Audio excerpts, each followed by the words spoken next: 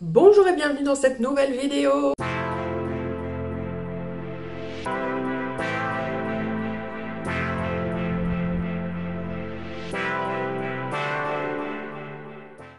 J'ai triché, vous l'avez vu, j'ai mis mon ancienne introduction parce que je l'ai toujours pas refaite. Voilà, je veux attendre que ma terrasse ait changé puisque cette année j'ai décidé, je sais même plus si je l'ai dit sur YouTube, je crois pas. J'ai décidé que pour cette normalement dernière année ici, je remettrai des tomates cerises, des fraisiers probablement, et que je planterai toutes les graines qui traînent dans mes placards depuis des mois, des graines de fleurs, voilà, que je vais essayer de fleurir une dernière fois cette terrasse. Voilà, donc il va se passer des belles choses sur la terrasse à partir de fin mars, avril normalement, avec le printemps, les beaux jours, etc. Donc je dois juste attendre qu'il se passe un peu certaines choses sur ma terrasse pour refaire l'introduction, bref. Donc je vais traîner cette vieille intro qui date de presque quasiment du début de ma chaîne, où j'ai même pas les cheveux rouges, j'ai encore mes lunettes et tout, enfin ça date, mais c'est pas grave. En attendant, voilà, de faire la nouvelle. Alors, pas très active sur YouTube ces derniers temps, pas très active en février, là plus active depuis 2 semaines. Bon, déjà parce que j'ai été encore une fois malade, je n'arrête pas, ça fait 3 fois en 3 mois, j'ai le système immunitaire au ras des pâquerettes. Alors après maintenant je travaille beaucoup depuis la maison, donc je ne sors plus beaucoup, donc je suis plus trop confrontée aux gens et à leurs microbes au lieu public, etc. Donc c'est peut-être pour ça en fait maintenant à chaque fois que je vais sortir, je vais choper un truc. Là on est allé à Disney et 2 jours après j'étais malade, donc voilà. Enfin bref, c'est tout, donc pas de vidéo. Et là j'ai tourné plusieurs sessions de rempotage sur différents jours et j'en ai fait une seule vidéo, voilà. Donc ça va être une vidéo blabla, rempotage. En même temps que je rempote, je donne quelques conseils, j'explique comment je fais, etc. Il y a plusieurs plantes et plusieurs substrats différents avec plusieurs méthodes. Certaines sont tutorées, d'autres non. Certaines sont des boutures que je repasse en sphaigne. Enfin bref, vous allez voir. Grosse session, rempotage et blabla. C'est parti, je vous montre ça tout de suite. Ok, donc on va commencer, alors non pas par cette bouture qui est en train de pourrir, que je vais jeter. J'ai tenté ma chance, mais la plante de base est en mauvais état, je pense, donc ça ne donnera rien. On va surtout rempoter cette bouture de Monstera albo-borzigiana qui est très très peu variegata, qui est en repos depuis, enfin en repos, plutôt en enracinement depuis des mois et des mois. Là je sens que ça s'épaissit un petit peu là au niveau de la future feuille. On va lui donner un substrat plus consistant. À base de sphaigne et j'arroserai à l'engrais liquide en fait. Je vais pas lui mettre d'osmocote parce que l'osmocote c'est chargé en azote et comme je veux faire ressortir ces varigations qui sont très très légères, eh bien voilà, on va pas mettre d'engrais chargés en azote. Donc voilà, on va rempoter cette belle bouture avec ce beau système racinaire en sphaigne, et ensuite on rempotera aussi une bouture de Monstera taille constellation. Donc je prends un pot en plastique transparent comme d'habitude, ma sphaigne qui est un petit peu mélangée avec un peu de perlite, un peu d'écorce mais vraiment pas grand chose, donc je vais en remettre peut-être un petit peu. Quoique si je... Ouais, non, on va rester sur de la sphaigne, comme ça suffira. On en met un petit peu dans le fond, on tasse. Je vais placer ma bouture. Ensuite, on va enfoncer un petit peu parce qu'il faut que ce soit quand même... suffisamment bien maintenu. Ensuite, rien de plus simple, on n'a plus qu'à placer la sphaigne, à bien tasser pour que ça se maintienne bien. On tasse doucement pour pas casser les racines, hein. Par contre, on n'y va pas comme un bourrin.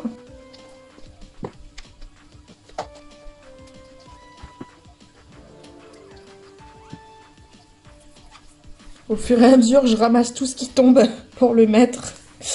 ça en fout vraiment de partout. La sphaigne, elle est un petit peu... elle s'est effritée avec le temps. Je pense que... Bon, je pourrais avoir de la sphaigne peut-être de meilleure qualité, de la sphaigne fraîche, mais là, je veux pas gaspiller, hein. Donc là, j'ai cette sphaigne qui fera encore très très bien l'affaire. Donc on va l'utiliser, je veux pas jeter. On est pas mal du tout. La sphaigne est déjà humide, je l'avais mise en boîte hermétiquement fermée et donc elle reste quand même humide. Donc là elle l'est. J'arroserai plus tard avec un petit peu d'engrais. Je vais d'abord laisser le système racinaire s'installer dans la sphaigne. Et je pense que je vais couper... Alors attendez, je vais vous déplacer. Je vais couper cette feuille-là, je pense, histoire de stimuler le pied à refaire là aussi une feuille, sachant que c'est une bouture de tête, donc elle n'a pas de nouvelles pousses à sortir, elle a juste à sortir sa feuille d'ici. Voilà, donc cette-là, de toute façon, elle est abîmée. Ça faisait un moment que je voulais la couper et elle a aucune variegation, donc je la coupe. Hop. Là, la racine aérienne, elle va m'embêter, là. Elle est déjà un petit peu longue. Après, elle est souple. Alors, est-ce que je peux pas essayer de faire un truc un peu comme ça? Non, ça tient pas. Bon, on va la laisser de toute façon, hein. Il faut pas couper les racines aériennes. Mais c'est vrai qu'elle est un petit peu pénible, là. Ça va prendre beaucoup de place. Bon, tant pis, c'est pas grave. Donc voilà déjà une des boutures rempotées. La Albo Borzigiana. En espérant qu'elle sorte rapidement une nouvelle feuille plus variegata que ça. Sachant que de toute façon, elle est issue de mon pied-mère. Mon pied-mère, il a quand même du potentiel en termes de variegation, faut pas déconner. Donc, cette bouture-là, ce serait dommage qu'elle me fasse... qu'elle m'en fasse pas plus. Donc voilà, je vous tiendrai au courant dans les prochaines vidéos. Ah, j'ai oublié de vous dire, vous savez quoi? Je vais... juste arroser un petit peu la motte avec l'eau de bouturage qui a peut-être des hormones de bouturage, enfin très très probablement même à l'intérieur. Donc on va juste arroser un petit peu et comme ça se perd pas. J'ai failli oublier de faire la voix off et j'ai failli vous laisser comme ça. Bon, pas grand chose à dire, exactement le même processus que juste avant. C'est ma bouture de taille constellation, c'est la bouture de tête, celle-là je crois. Elle a bien raciné, voilà, je la rempote en full sphaigne, en pot transparent pour bien voir l'évolution des racines, etc. Je tasse tout doucement, progressivement, pour ne pas abîmer les racines. Et puis voilà, tout simplement. La voilà rempotée. Alors là, il faut que je me manie quand même de rempoter ces boutures de Tradescantia que vous avez vu dans une précédente vidéo, que j'ai taillé du pot où ça pousse là avec ma Monstera Esqueleto. Je pense qu'elle a manqué d'eau peut-être un jour ou deux et en fait, je sais pas ce qui s'est passé, mais elle a plein de taches partout là sur le feuillage et il y a des feuilles qui ne vont pas bien. Du tout. Honnêtement, je sais pas du tout ce qu'elle a eu. Bon, c'est pas très grave. Je vais la rempoter tout de suite dans un bon substrat où je vais bien mettre de l'amendement, etc. Je pense que ça va aller. Franchement, de toute façon, là, les misères, c'est hyper prolifique. Et même si je taille beaucoup de parties là qui sont abîmées, d'ici quelques semaines, elle sera déjà devenue énorme. J'aimerais la mettre en suspension pour créer une belle cascade. Donc je vais aller chercher ce qu'il faut. Normalement j'ai pas mal de suspension vide là qui me reste. Donc c'est parti, je vais aller chercher ça et on rempote. Ah c'est bon, j'ai trouvé tout ce qu'il faut. C'était un peu périlleux, il a fallu que j'aille dehors affronter la tempête. Donc j'ai trouvé cette petite suspension grise foncée, voilà, tout simplement. Et je vais utiliser mon mélange habituel de substrat auquel je vais rajouter de l'humus, comment on appelle ça déjà? Du lombricompost, voilà. Alors attendez, j'essaie de filmer correctement quand même. Voilà, donc celui-là je l'ai déjà montré plein de fois, il est dans ma vitrine Amazon pour ceux qui veulent l'utiliser. Donc c'est du lombricompost, il est complètement inodore, il est très efficace. Écoutez, moi j'ai déjà fait plein de rempotages avec ça et tout se passe toujours très bien et les plantes poussent très bien avec. Donc je vais essayer de vous repositionner correctement, voilà à peu près. Et je vais mettre une bonne dose de lombricompost puisque là dans les prochaines semaines, je vais faire pas mal de rempotage et je termine tous les sachets qui me restent, tous les trucs que j'ai sous la main. Ah, qu'est-ce que c'est que ça? Un petit filet. Ça doit dater d'un précédent rempotage, je pense. Je mélange. Il y a quelques billes d'osmocote dedans. Alors, en fait, moi, quand je rempote, généralement, à moins qu'il y ait un problème, je ne jette pas le substrat. Quand je rempote une plante, je le réutilise la plupart du temps, en fait. Puisque s'il n'est pas trop abîmé et que, par exemple, voilà, les écorces, la perlite, tout ce qui compose le substrat n'est pas encore en bon état, eh ben, je ne vois pas l'intérêt de jeter, en fait.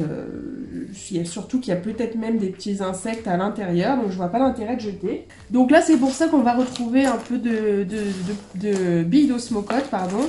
Mais voilà, ça me pose pas de problème pour les futures plantes que j'ai à rempoter. Ce sont, je crois, beaucoup de plantes vertes.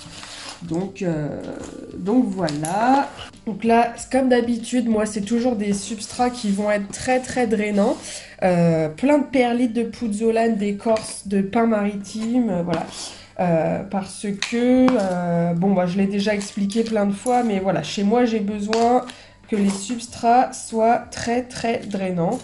Et on a même des morceaux de gravier que j'avais rajouté, que j'avais trouvé, je sais plus où. J'avais mis ça dans un cache-pot, je crois, pour rehausser la plante. Et je les ai rajoutés au mélange, voilà. Alors là, comment je vais faire? Je pense que je vais mettre tout mon substrat d'un coup et que je ferai juste un petit trou ensuite pour insérer la motte. Et vous savez quoi, je pense que je vais même directement mettre ensuite cette potée à l'extérieur, puisque là, ça y est, les températures sont plus que correctes, même s'il fait encore un peu froid la nuit, ça c'est une misère. Dans ma serre, elle pourra très très bien tenir le coup. Donc là, voilà, celle-ci, je vais la mettre directement dehors une fois qu'elle sera rempotée. Donc là, voilà, j'ai mis mon substrat. Je vais essayer de créer un petit puits, là, un petit trou au milieu. J'attrape ma potée. Vous voyez pas grand-chose, mais j'ai pas un grand angle. Et on va introduire ça. On appuie, je recreuse un peu. Là, je cherche même pas à séparer les tiges d'entre elles parce que bah, tout est entremêlé, le système racinaire est tout entremêlé. Ce serait pas utile là, à part casser des racines. Donc, je préfère rempoter tel quel. De toute façon, ça ne portera pas du tout préjudice à la plante. Et je comble les trous qu'il me reste, les côtés. Je tasse.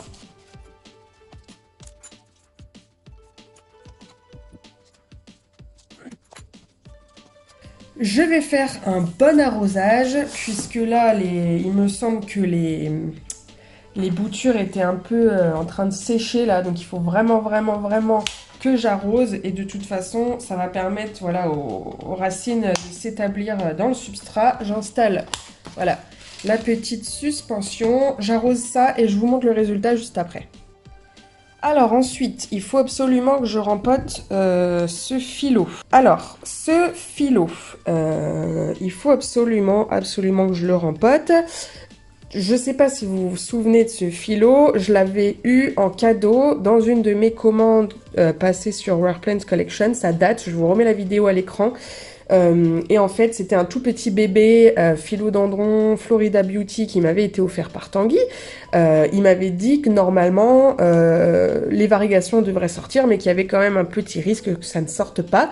Effectivement, les variegations ne sont jamais sorties, mais c'est pas du tout un problème puisque la plante en elle-même, voilà, est canon. Les Philo Florida, qu'ils soient Green ou Ghost ou Beauty, ils sont quand même très très beaux.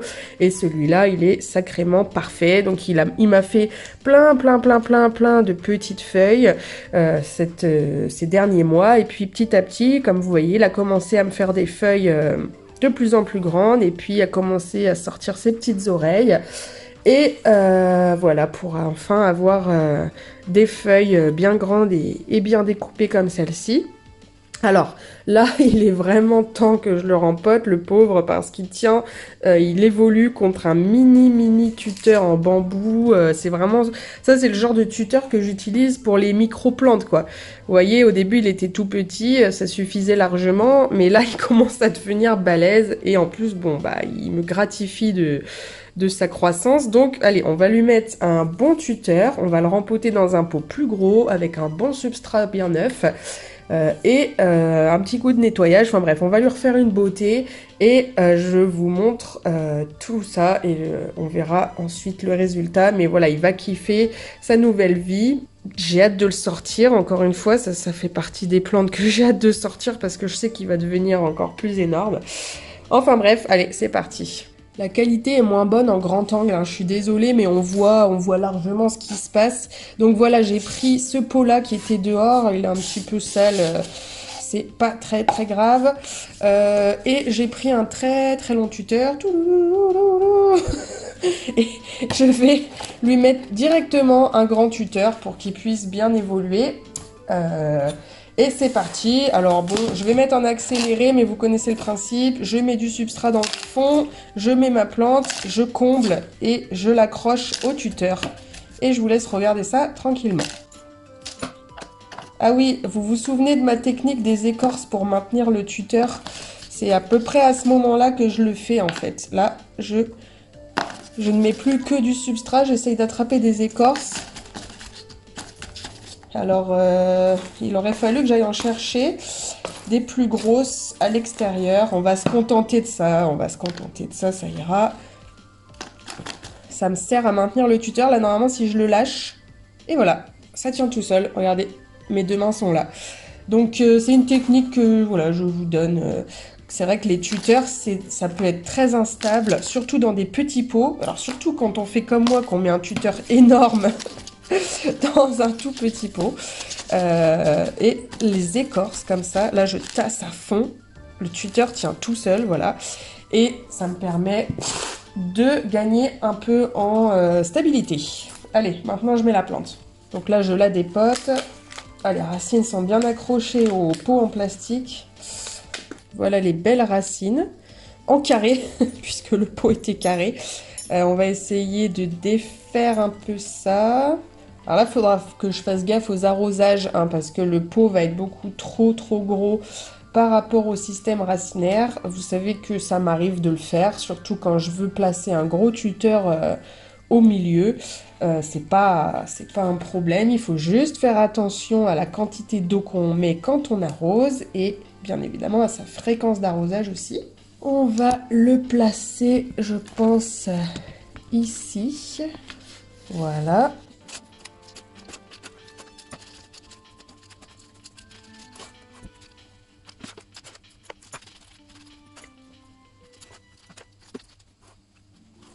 Ok, alors là, on est vraiment pas mal.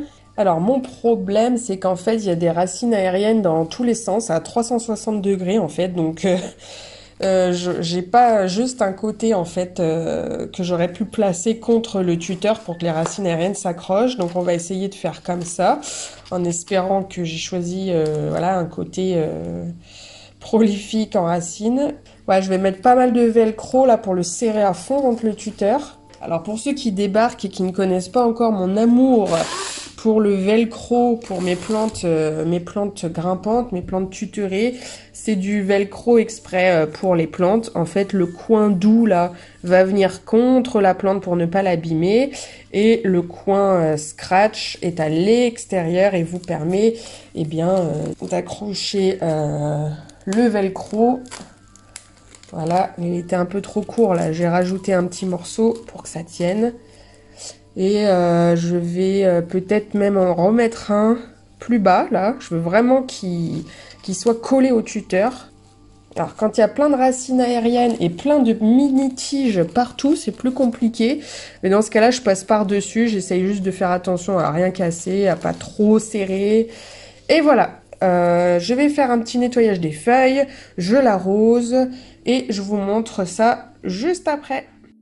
En attendant, je voulais juste vous montrer un petit truc. Je sais pas si je l'avais dit sur YouTube, mais j'ai trouvé l'autre jour une pousse de Strelitzia, les oiseaux de paradis, dans une potée, là, dans une de mes boutures de taille constellation. Alors, comment ça se fait, hein, elle n'est pas apparue comme ça par magie. En fait, il y a quelques mois, j'avais tenté une expérience, j'avais acheté plein de graines de plantes tropicales, donc il y avait des Strelitzia, donc les oiseaux de paradis de plusieurs variétés, il y avait des palmiers rouges, des palmiers argentés, et... bah je sais plus, je crois que c'est tout. Ça a été un fail total, j'ai eu quelques départs, ah oui, et des baobabs africains. Donc voilà, il y a eu des départs, il y a eu des graines qui ont germé, il y a eu des bébés qui ont commencé à pousser, et puis finalement je n'ai pas réussi à les faire plus évoluer que ça. Tous mes bébés ont fini par crever, je sais plus trop ce qui s'est passé, c'est peut-être aussi à cause de mon départ en vacances à un moment donné, peut-être qu'ils ont eu soif, enfin bref, je ne sais plus, mais voilà. Donc en fait ce que j'avais fait, j'avais mis les graines en sphaigne pour les faire germer. Certaines avaient germé, d'autres non.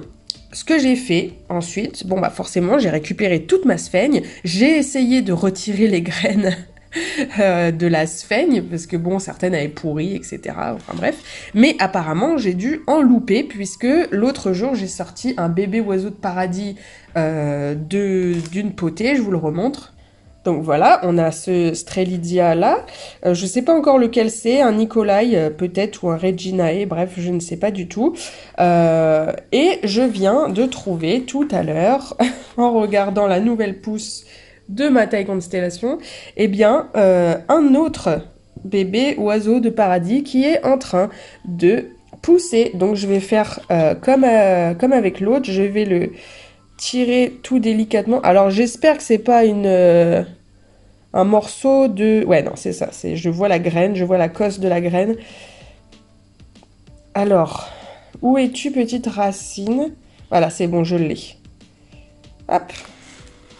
Voilà, donc je le sors et je vais l'isoler comme pour l'autre. Je vais lui faire son petit pot. Alors ça, c'est quoi? Une bidosmocote.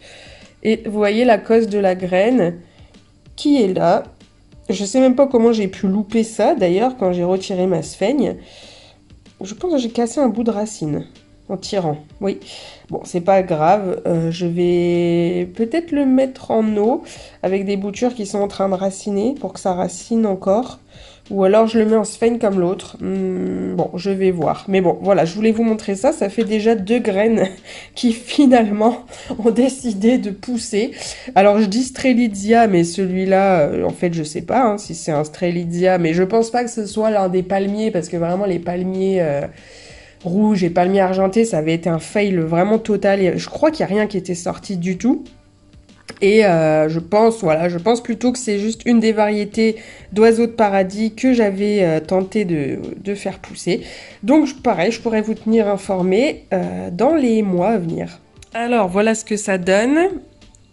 Je me rends compte que j'ai fait une grosse connerie, c'est-à-dire que je m'étais dit attention à prendre un tuteur qui rentre dans la serre, puisque là je voulais pas le rempoter et le laisser dans ma pièce avec les conditions, on va dire, hivernales, entre guillemets, puisqu'on arrive quand même vers le printemps et tout, mais je voulais le laisser faire sa transition en serre. Et bien évidemment, regardez la taille du tuteur que j'ai choisi. Ça rentre pas dans la serre. Évidemment, je ne vais certainement pas le dépoter et recommencer. Surtout que je viens d'arroser et tout, donc c'est mort. C'est tout. Je vais essayer de le mettre le plus à la lumière possible et en espérant qu'il vive bien sa transition, là, son rempotage. Ah, mince, quel con. Bon, c'est tout, tant pis. Bon, sinon, voilà ce que ça donne. Alors, je l'ai nettoyé, mais en fait, les taches de calcaire ont du mal à partir. Je sais pas comment je vais faire partir ça. Ah, c'est chiant, peut-être avec un peu de liquide vaisselle, un peu de savon noir, je sais pas. Mais voilà le résultat. Sinon, le tuteur la tient très bien. Je vais lui trouver un beau cache-pot du coup, puisqu'il va pas aller dans la serre, n'est-ce pas? Et puis voilà, il sera sorti avec les autres plantes au moment venu. Donc la petite Tradescantia rempotée, on voit hein, qu'elle a eu pas mal de petits soucis. Ça s'est joué à quelques jours près, hein, franchement. La décoloration du feuillage, les taches, honnêtement, je sais pas du tout ce que c'est. Je vais laisser comme ça pour l'instant, je vais la mettre dehors. Après, on voit que au pied, voilà, toutes les feuilles sont bien vertes, aucun problème. Puis je vous donnerai des nouvelles. Voilà, je suis contente. J'ai une nouvelle suspension. Vous savez à quel point j'adore les plantes retombantes. Donc voilà, je vous donnerai des petites news. Voilà pour cette session de rempotage. Il va y en avoir une autre qui va arriver, mais cette fois j'attends parce que ça va être vraiment mes plantes d'intérieur là qui ne sont pas en serre. Là, toutes les plantes que j'ai rempotées, soit elles sont en serre, soit j'en ai mis une dehors, c'est la Tradescantia, mais je pense que ça va très bien aller. Et le philodendron, j'ai fait l'erreur, mais normalement, il était destiné à passer sa transition en serre. Donc avec de meilleures conditions, chaleur, humidité, lampe horticole, etc. Là, j'ai pas mal de plantes d'intérieur que je voudrais rempoter cette année, notamment des syngoniums que j'aimerais tutorer. Donc syngonium Albo variegata, Aurea variegata et Panda. Donc ces 3 syngoniums là, ils ont bien poussé et tout, mais il faut que, voilà, faut que je rempote et que je tuteur ça. Qu'est-ce qu'il y a d'autre? Peut-être mon énorme Monstera Albo Borzigiana qu'il va falloir à mon avis rempoter, mais là je sais pas trop quoi faire encore avec cette plante là. Comme avec pas mal de gros plants mères, des pieds mères, que j'appelle ça comme ça parce que forcément ça pourrait se bouturer et être vendu à la découpe avant que je parte. Pour faire très très rapidement, vous savez que normalement on part en fin d'année ou début 2024 en voyage, on va rendre notre appart, vendre tous les meubles, le plus d'affaires possible et forcément je vais vendre toutes mes plantes puisque je ne peux pas les emmener avec moi en voyage, je ne peux pas confier toute ma collection à quelqu'un ou à plusieurs personnes, déjà parce que je veux pas imposer ça et parce que on sait pas combien de temps on va partir, donc je pourrais même pas dire écoute c'est que l'affaire de 1 mois ou 2. Bah non, ça se trouve dans 6 mois, enfin 6 mois après être parti, on sera toujours pas revenu, donc voilà, il y a plein de raisons qui font que, et en plus j'ai pas énormément de personnes dans mon entourage à qui je pourrais confier des plantes, honnêtement, surtout des plantes auxquelles je tiens, comme les Monstera, Variegata, Philodendron Floridagost et tout. C'est une trop grande responsabilité de filer ça à quelqu'un, franchement, donc non, je vais tout revendre, je vais donner aussi certaines plantes à Reims autour de moi, donc voilà. Je devais faire court à la base, bref, mais j'ai un dilemme qui s'offre à moi, qui s'offre entre guillemets, c'est que il y a certaines plantes qui vont être difficiles à refourguer, à vendre ou à donner. Vous êtes sur un trépied qui est cassé, si vous tombez, c'est pas de ma faute. On va espérer que ça tienne. Qu'est-ce que je disais? Oui, certaines plantes qui vont être difficiles à vendre ou à donner, enfin pas à donner, à vendre, parce que elles seront énormes, donc je pourrais pas les envoyer. Par exemple, la Monstera Albo Borzigiana, qui est déjà énorme, et qui le sera encore plus d'ici quelques mois, que je pourrais vraiment pas envoyer du tout, et parce qu'au niveau du prix, forcément, ça va se répercuter. Pareil pour mon Philo Floridagost, par exemple. Philo Floridagost, même si les prix ont vachement baissé, j'ai 2 pieds dans le pot, et les 2 pieds vont être énormes d'ici quelques mois. Donc c'est pareil, au niveau du prix, à mon avis, je trouverai personne. C'est pour ça que j'ai bouturé ma Monstera taille constellation, d'ailleurs. Elle était beaucoup trop grosse. Le prix, forcément, même si je suis restée raisonnable et que j'ai fait en fonction des prix du marché, le prix était élevé. J'ai essayé de vendre pendant plusieurs mois, sur plusieurs plateformes, sur Insta, partout, ça n'est pas parti. Bon, bah je sais très bien que dans ce cas-là, ça va être la même chose avec ma Monstera Albo Borzigiana, avec, je sais pas, avec mon Philodendron Variegata, c'est pareil, le prix de cette plante, d'ici quelques mois, enfin je veux dire, elle sera énorme. Donc, c'est très compliqué comme choix parce que soit j'attends le dernier moment, je profite à fond de mes plantes et advienne que pourra, j'essaie de trouver des vendeurs de plantes qui peuvent éventuellement voir ça comme un investissement et dans ce cas-là effectivement m'acheter des plantes un peu plus chères, un peu rares pour eux ensuite pour les rebouturer, les mettre sur leur site, etc. Soit j'anticipe et je bouture dès maintenant certaines plantes pour pouvoir être sûre que ça me reste pas sur les bras et que à quelques jours, à quelques semaines de partir, je suis encore chez moi avec des plantes à pas savoir quoi en faire quoi. Donc voilà. Et en plus, ça pourrait financer un peu aussi le voyage, parce que sinon, effectivement, je pourrais tout donner, mais le but, c'est que je récupère quand même un peu d'argent. À la base, c'est des plantes que j'ai payées, ça pourrait m'aider à financer le voyage, etc. Donc, donner des plantes qui valent de l'argent, on verra. Mais c'est pas ma priorité, on va dire. Bref, c'est tout, voilà, c'était pour vous tenir au courant, parce que c'est vrai que je suis pas beaucoup active sur YouTube. Beaucoup plus sur Insta, donc n'hésitez pas à me rejoindre sur Instagram, je le mets à l'écran dans la vidéo, et puis je remets tout en description comme d'habitude. Voilà, pas de mots de la fin, écrivez ce que vous voulez. Je vais essayer d'être plus présente à partir de maintenant, mais c'est compliqué. C'est vrai que j'ai perdu là un peu la motivation pour YouTube. Pour tout vous dire, décembre, janvier, février, ça a été une catastrophe et au niveau de la visibilité et au niveau de la rémunération. Alors oui, on fait pas ça pour la rémunération, c'est pas un salaire, mais disons que ça a été 3 fois moins que par exemple le mois d'octobre et le mois de novembre pour une quantité de vidéos quand même importante et donc un travail de montage, etc. Donc j'ai préféré attendre que ça redémarre, que ça reparte un peu. Et là, ça y est, depuis début mars, c'est beaucoup mieux en tout cas que janvier, février, que décembre. C'était vraiment une catastrophe, mais même au niveau de la visibilité des vues, en fait, c'est trop dommage. Qu'il y ait certains mois où on fait beaucoup de vues facilement, et je dis on parce qu'on est plusieurs dans le même cas, et que d'autres mois ça se passe mal, enfin franchement c'est trop dommage quoi. Donc là ça y est, je vais essayer de m'y remettre, tout va redémarrer, le printemps arrive, les plantes se réveillent, je vais pouvoir refleurir ma terrasse et reprendre les vidéos YouTube, donc voilà. Comme d'habitude, je vous remercie d'être resté jusqu'à la fin et de regarder mes vidéos. J'ai eu plein de nouveaux abonnés aussi sur le mois de février-mars. Alors, bienvenue à tous, n'hésitez pas à me poser des questions en commentaire. Normalement, je réponds à tous les commentaires. Là, je sais que j'ai quelques commentaires en attente, mais j'y répondrai de toute façon. Allez, je vous dis à très vite, prenez soin de vous et ciao!